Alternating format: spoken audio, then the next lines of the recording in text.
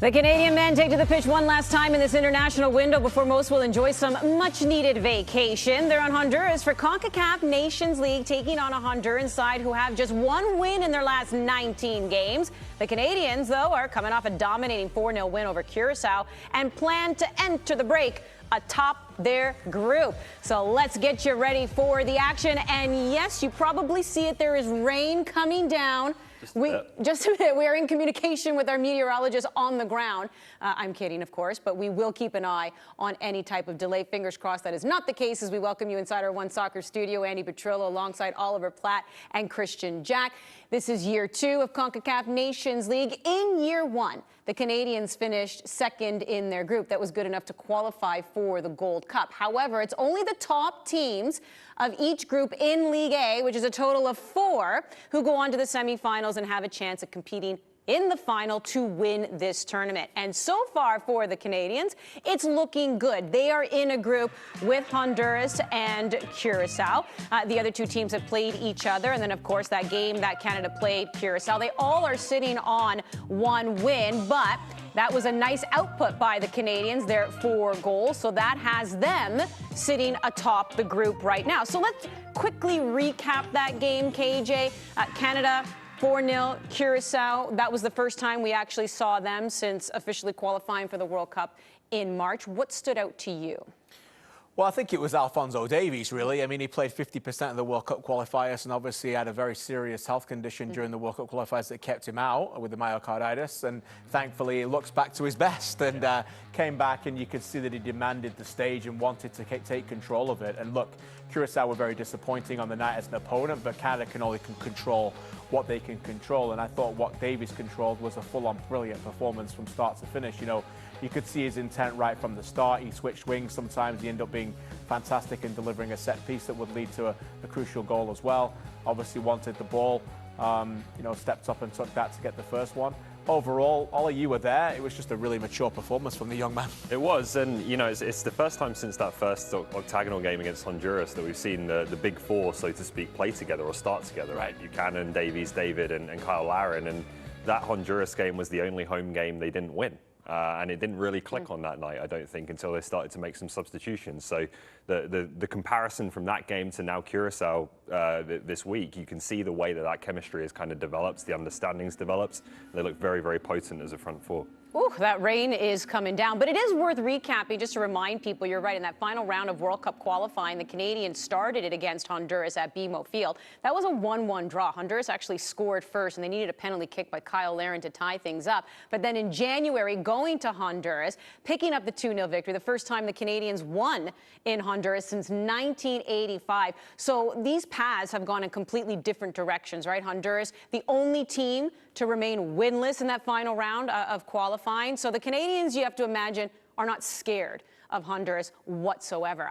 But before we even get into this game, too, I still want to look a little bit back to that Curacao game because, call a spade, very emotional week, mixed emotions as well. And that was their final game, what we believe to be Canada's final game on home soil before the World Cup. And Ollie, it just felt strange. Obviously not a lot of people in attendance. We know the team boycotting the game on Sunday, you being on the ground there. Just what was that feeling like? Yeah, it was subdued for sure. And the crowd was not anywhere near what you would like it to be. I don't think you can blame the supporters for that. I don't want to blame the supporters for that, because I think they were dealt a very poor hand over the course of the window in Vancouver in terms of the cancellation of games, the second one just a few hours before kickoff.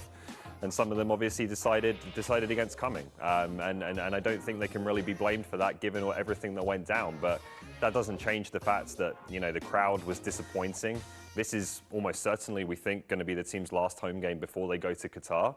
That should have been a party. It should have been a send-off. Yeah. It should have been something, again, to make these players feel kind of the passion and the love that the nation has for them. And, you know, it didn't really happen. And what kind of summed it up for me was at the end, some staff brought out the drum for the Iceland clap they do in front of the supporters. Most of the players just walked past it. They weren't really interested. And that told you, kind of spoke volumes about the atmosphere in the place. It's been a really disappointing couple of weeks, right? You know, no one's pointing fingers. There's different people to point. I think John Herdman said it best when there was mistakes on both sides, right? You know, for me, I think tonight's quite disappointing. I don't think many people know the game's happening. You know, and the people watching at home right now, if you're dedicated to be a soccer fan in this country, you've got OneSoccer and you're joining us 30 minutes for a game. We're not talking about that people. We're talking about other people. The people who came in, and by the way, I'm including fans and I'm including media members who came in and covered games when they went to a World Cup. You can't then just disappear if we want this sport to grow in this country when you have games like this of competitive meaning. And there's lots of finger pointing to blame here. No media availability for this game doesn't help. No one covering it other than us in a long period. There's a lot of people working on this sport well. I think it's very disappointing for me, you know, to see this country is going to go forward with the sport in this country, and there's so many people who love the game, and there's not enough people who know that this game is happening tonight for lots of different reasons. And I'll just add, you know, there's no other sport in this country that destroys itself from the inside out than this sport. And we've all got to be rowing in the same direction for whatever reason, and we're not doing it. And we've got to figure it out fast because we're hosting a World Cup in 4 years' time. Yeah. You know, in 2 days' time, we're going to find out what cities have got the privilege, and it is a privilege to host games in this country.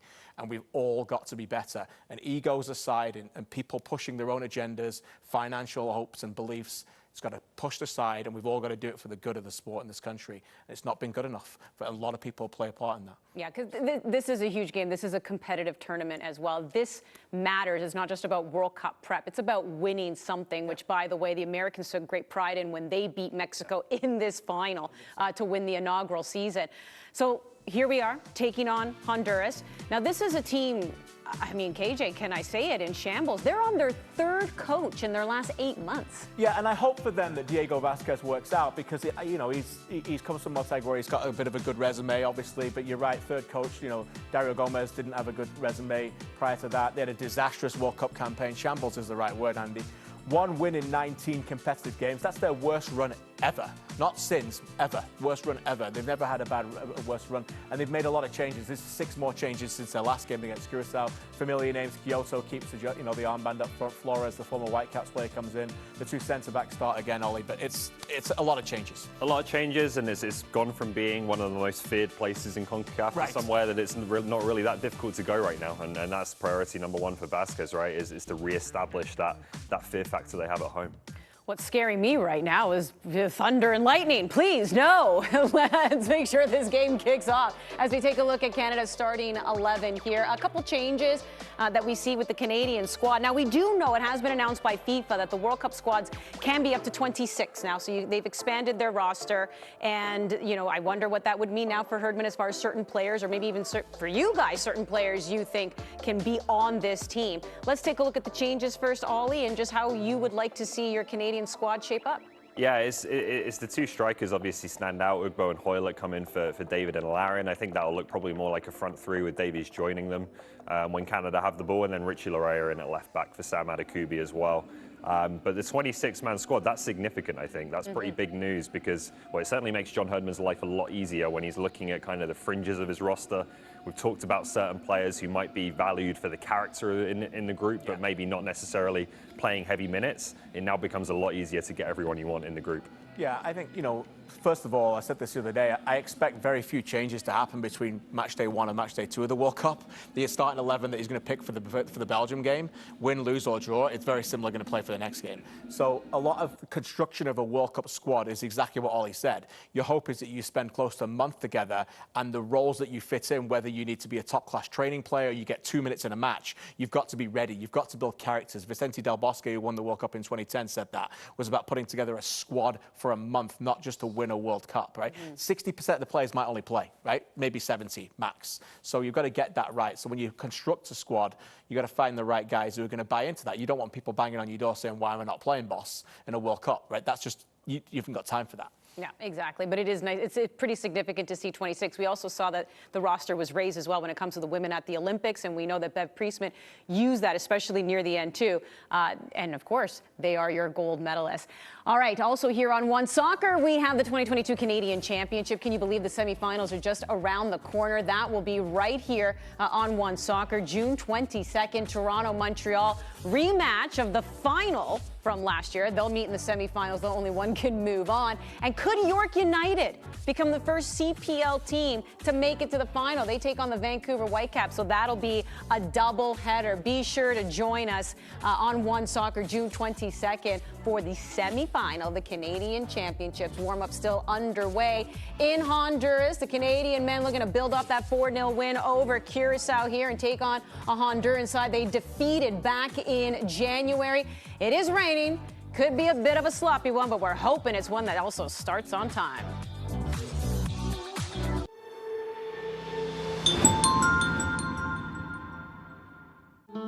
For life's transitions, working from home, and even small businesses, life gets better when you have space. With no long-term contracts or leases, get the size you need. First 4 weeks free. Access Storage. Proud partner of Canada Soccer's men's national team.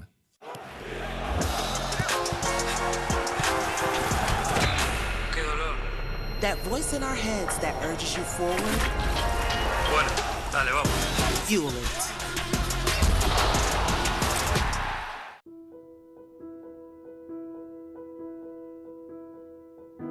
To play. It's something that's in us from the very beginning, and something we take with us on every step of the journey. When we have no words, it gives us a way to speak. When we are still finding our way in the world, it gives us somewhere to belong.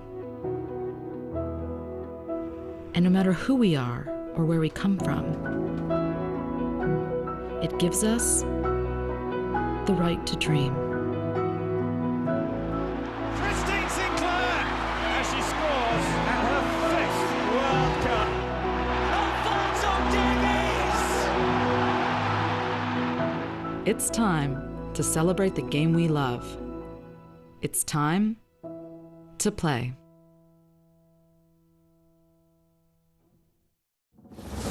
We're used to labels. Apologetic. Sweet. Pushovers. 1, 2, 3, bang! But screw labels. No more being polite. No more sugarcoating. Because we're labelless and limitless.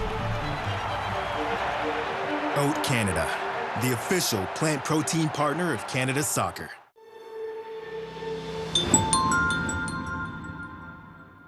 Opens its World Cup campaign on November 23rd versus Belgium at the Ahmad Bin Ali Stadium, a 40,000-seat venue. 4 days later, Les Rouges move 15 kilometers southeast to the Khalifa International Stadium, where they meet Croatia.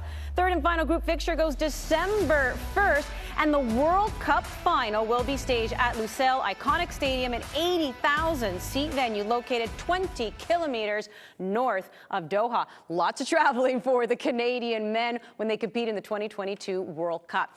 Well, Canada's 2-1 victory over Mexico in November in Edmonton will live on forever. There are so many iconic moments, including the Sam Adekubi Snowbank celebration. But in order for that celebration to happen, that means a goal happened. To take us through goal number 2, Stefan Eustáquio caught up with Christian Jack in his Beyond the Pitch series.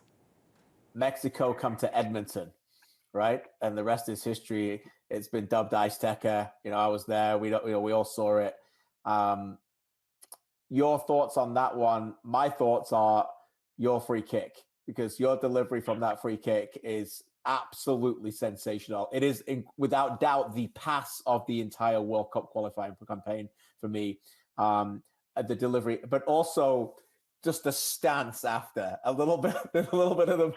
I love that. Talk to me a little bit about that, because the celebration is immense. How everyone talks about Adekubi in the snowbank, but you're just standing there as just like, yep, stand and deliver, my friend. Yeah, no, it was a good ball at the time. I don't know if you, probably not, but I put my body in a certain way that, like, the angle of the ball, like, depends on your body. If you're too close, it's gonna go more open. Or if you're too to the right, it's gonna go more to the first post. So I put my body in a certain position where I, like, during when the ref is talking or whatever, I kind of feel like the way my body was and me running to the ball, this ball's gonna go way open, like second post, third post.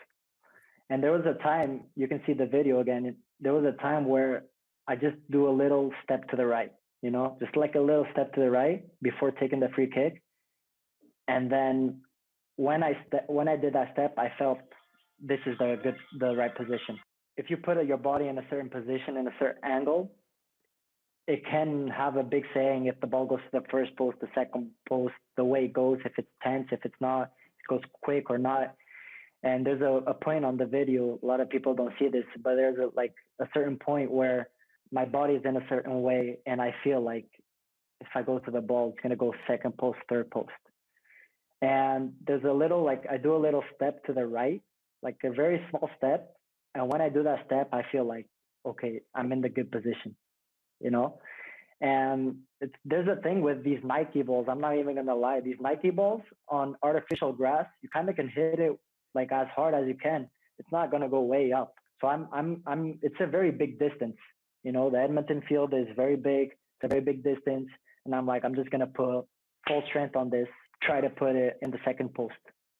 Because, you know, as you see in the video, Edson Alvarez is with Steven Vitória. And because during the games before, my focus was always on Steven Vitória. So I see him with Edson Alvarez. They're grabbing. Steven Vitória pushes into the third post. And I'm like, wow, okay, this is a good gap.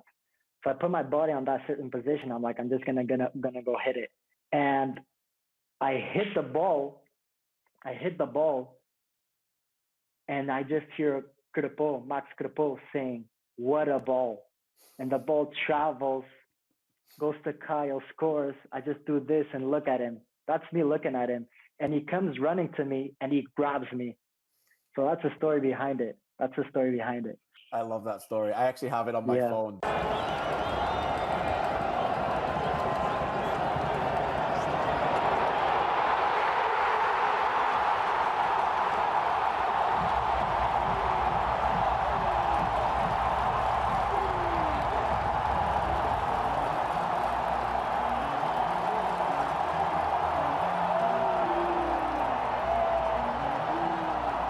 I'll send it to you. It's just please.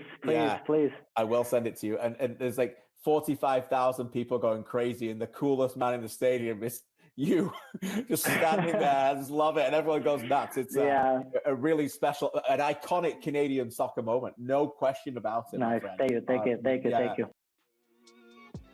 Goosebumps in that game, no doubt. The Canadian women have also given us many goosebump moments, and they have a very big summer up ahead.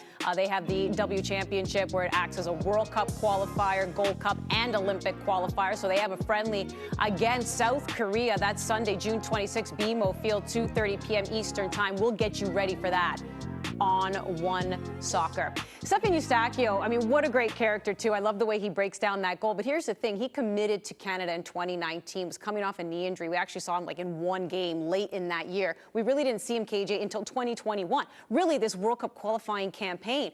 And in this year, would you say he has solidified himself as not just a mainstay, but the owner of the midfield for Canada? Oh, without question, for me. You know, I think he was the best player for Canada consistently throughout the 18 World Cup qualifiers. You know, different people at different moments, but you know, he brings something so unique to this midfield that we haven't had a player like that in this country for a long time, Ollie. He'll be able to control a game like that. And I just think he's still going, right? Now he's solidified his time, you know, in Portugal. Now he's got his club with Porto. He's had a lot of turmoil. And I think now we can see coming into the season, if he gets minutes, he could be a massive player for Canada at the World Cup. Oh, absolutely. And I think he's one of a few players on this team and who, you know, there's the ability and you see what he can do with his feet, but there's also something up here as well, which is a bit special with him, both in terms of the passion that he feels for playing for Canada, which sometimes you wonder if it's going to be there when you've lived in Portugal since you were 7 years old or whatever it is with Eustáquio. It's undoubtedly there with him.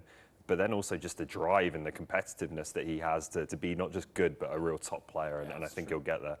And isn't it, this is going to be a special moment, too, because he didn't actually play in Honduras. He didn't play in Honduras, no, before. So this is his first one in January because he had the COVID and the change over to Porto. So, he gets to play in Honduras now. All right, that's exactly what he's going to do. But I'm going to take you back now to September, as mentioned. Canada, the national team, began its quest for Qatar against Honduras. And it was a disappointing 1-1 draw at Toronto's BMO Field. Needed a penalty kick from Kyle Larin to level the game. 4 months later, in control of its destiny, Canada traveled to San Pedro Sula looking to secure a World Cup berth. Fantastic individual effort from Jonathan David sealed the game, put Canada in full control of its World Cup journey. And that win, by the way, the first time the Canadians won in Honduras since 1985. And despite a disappointing year for Honduras, the fans are still coming to cheer them on. Canada men's national team on OneSoccer is brought to you by the Toyota Corolla family. A lot has changed since you got your last perfect vehicle. You met someone. You got a dog. Your best friend met someone too. You got new interests. A new hobby. You felt a little more adventurous. You found a bigger hobby. You explored a little more. You needed a vehicle that reflected the new you. You found it. The all-new Toyota Corolla Cross. Your new perfect. For life's transitions, working from home, and even small businesses, life gets better when you have space. With no long-term contracts or leases, get the size you need. First 4 weeks free. Access Storage. Proud partner of Canada Soccer's men's national team.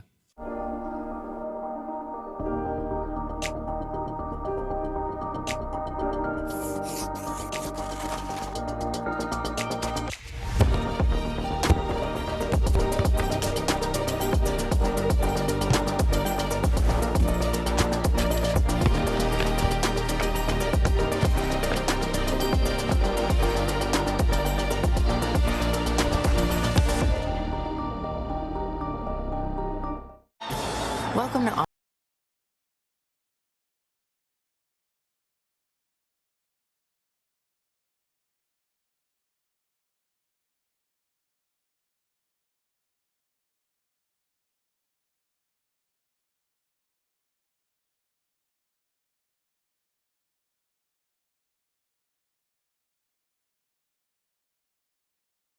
more you save with Allstate.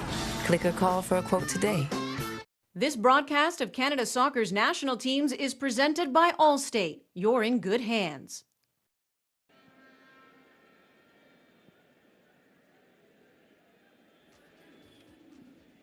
This is the second and final game of the June window for the Canadian men's national team, and back to a familiar place and a famous win and a famous goal from just 4.5 months ago.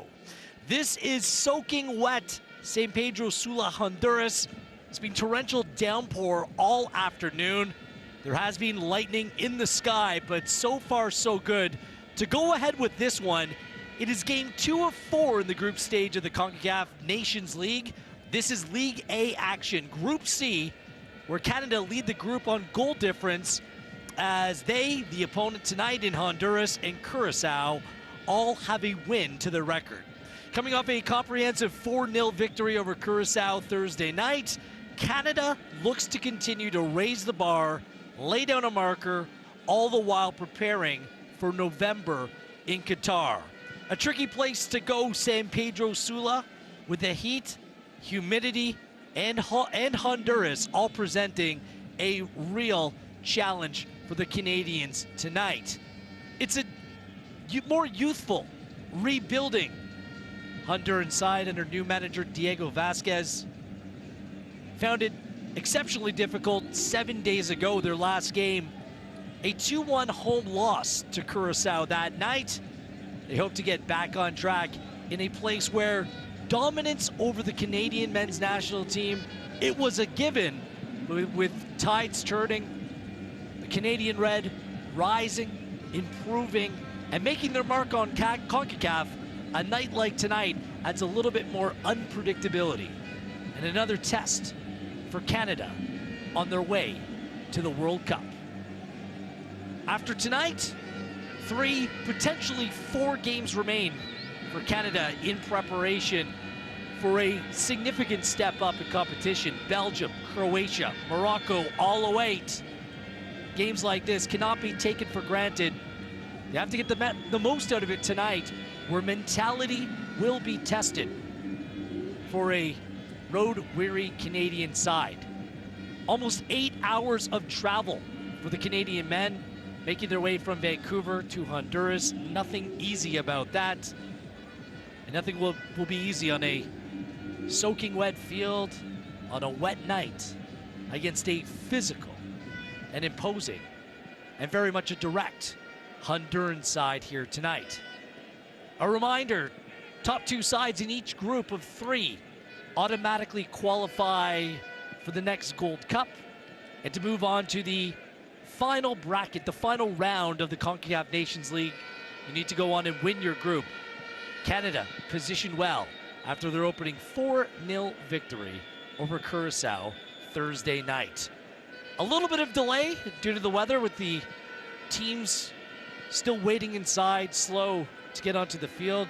So we might as well bring in my partner for tonight's broadcast. My name's Gareth Wheeler, by the way, at Gareth Wheeler, alongside former Canadian men's national team player Jimmy Brennan here on the broadcast. You played in San Pedro Sula. The one comment that was made from the team to me today is it is a lot different playing on a June night in San Pedro Sula than it is in January. Oh, that's for sure. It's awfully hot, it's humid, it's sticky. But the good thing is, which is going to help the Canadians, is that this rainfall, there's going to be oxygen in the air. It'll cool the temperature down an awful lot. But the problem is now with these pitches, they get awfully soggy, and you can already see that starting to get waterlogged a little bit. How does that change your preparation or the way that you play? Because Canada were so good in terms of their press the other night and very clean in terms of their distribution as well. Yeah, no, I thought they were brilliant the other night. I think they did an awful lot of things right. And I'm sure Honduras has done their homework as well, trying to contain that, especially our front players and the amount of pace that we have going forward.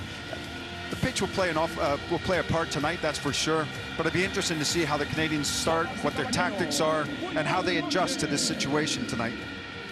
The good news, they're taking to the field.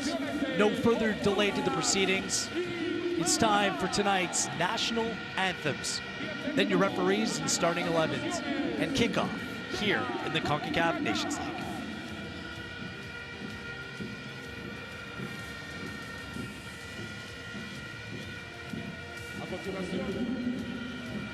Los himnos de ambos países. Iniciamos con Canadá, seguido del himno.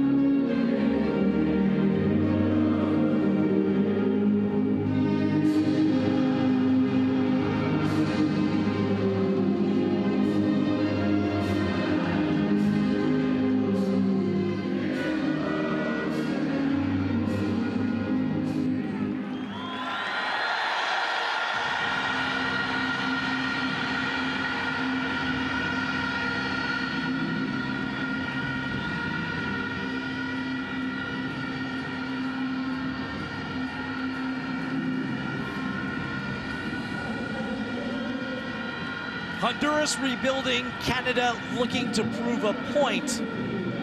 This is the Concacaf Nations League. For Honduras tonight, 6 changes to their starting 11. For years, the Estadio Olimpico Metropolitano was a house of horrors for Canada, suffering defeats there in World Cup qualifying in 2010, 2014, and 2018. Canada's 2-0 win there in January was the first in Honduras since 1985. In their 11, Flores and Arriaga provide the power in the middle of the park, while CF Montreal